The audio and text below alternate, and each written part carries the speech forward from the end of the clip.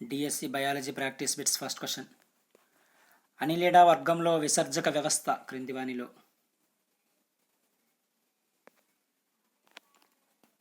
Nephridia. Annelida వర్గంలో విసర్జక వ్యవస్థ ఏదంటే నెఫ్రీడియా. జ్వాలాకణాలు అనేవి ప్లాటిహెల్మింథిస్లో విసర్జక అవయవాలు. అదేవిధంగా మెటానెఫ్రిడి అనేది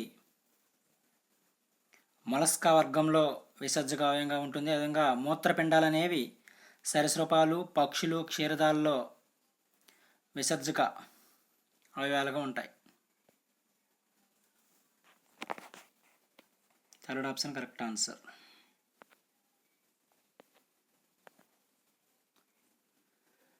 నెక్స్ట్ క్వశ్చన్. ఎర్ర రక్త కణాల జీవిత కాలం 120 రోజులు. ఎర్ర రక్త కణాల యొక్క జీవితకాలం ఎంతంటే 120 రోజులు.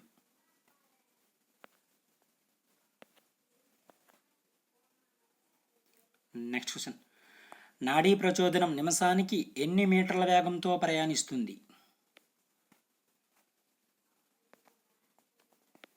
100 మీటర్ల వేగంతో ప్రయాణిస్తుంది నాడీ ప్రచోదనం నిమిషానికి.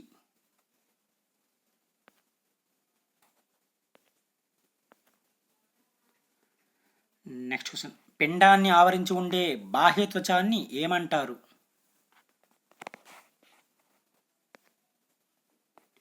పరాయువు అంటారు. పిండాన్ని ఆవరించి ఉండే బాహ్య త్వచాన్ని పరాయువు అంటారు.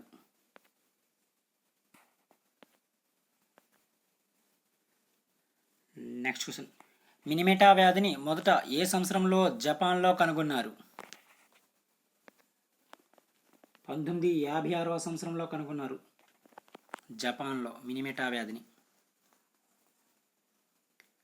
ఈ వ్యాధికి కారణం ఏంటంటే మిథైల్ మెర్క్యూరీతో కూడిన వ్యర్థ జలాలు ఈ వ్యాధికి కారణం.